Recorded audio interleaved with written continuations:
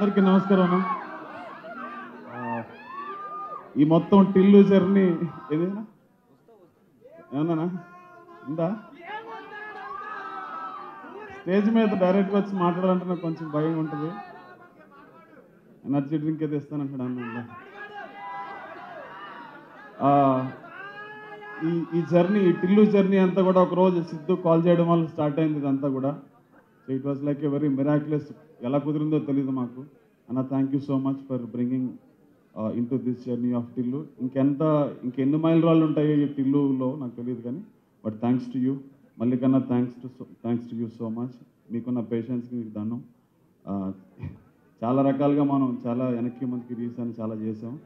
And వంశానికి thank you. And Chandrababu గారికి once again మళ్ళీ టిల్లులో లాక్కొచ్చి మళ్ళీ పడేసినందుకు మీ ఇద్దరికి థ్యాంక్స్ అన్న. అందుకన్నా ఏం లేదు నా దగ్గర పెద్దగా.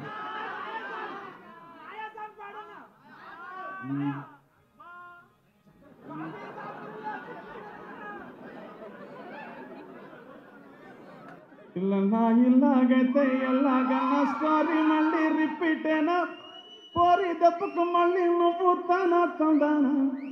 స్టోరీ రిపీట్ ఏమి ఉండదు, కొత్త స్టోరీ ఉంటుంది. కానీ జనాలు మాత్రం రిపీట్లో చూస్తారు నాకు తెలిసి. So it is gonna be multiplied fun for every one.